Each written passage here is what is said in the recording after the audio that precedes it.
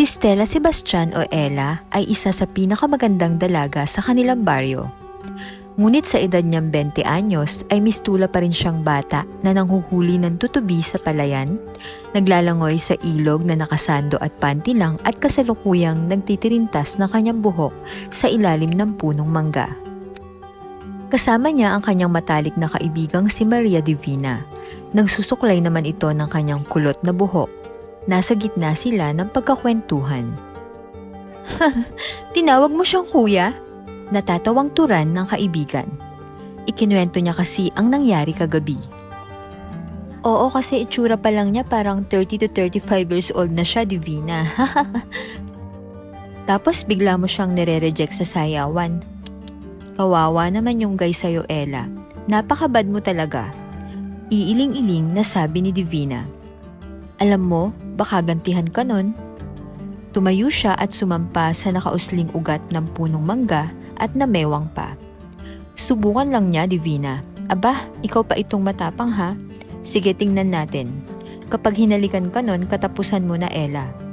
Tumawa ng malakas kaya hinila niyang ilang hibla ng buhok ng alaskadora niyang kaibigan. Zeus!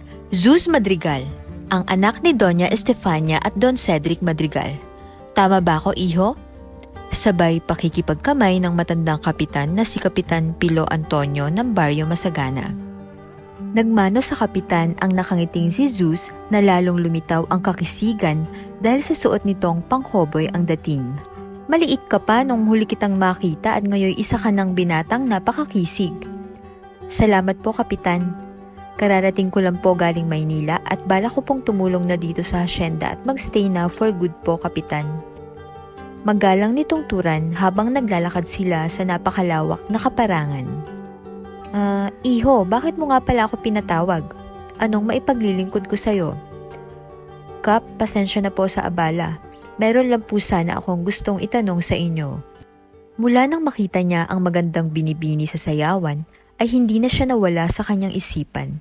Kaya naman porsigido siyang halughugin ang buong baryo, makita lang ulit ang magandang dalagang nagpapaligalig sa kanya. Sa dami ng mga panauhin noong gabi ng piyesta ay hindi kita napansin na nakipagsayaw ka, iho. Nahihiya ang binatang tumango sa matandang kapitan. Sa tingin ko, iho, ikaw ay umiibig na. Sabay halakhak ng kapitan. Napakaswerte naman ng babaeng yon. Sana'y matagpuan mo na siya at makilala, iho. Hayaan mo't magtatanong ako kung sino-sinong mga kadalagahan ang nakipagsayaw ng gabing yon. Sabay tapik sa kanyang balikat.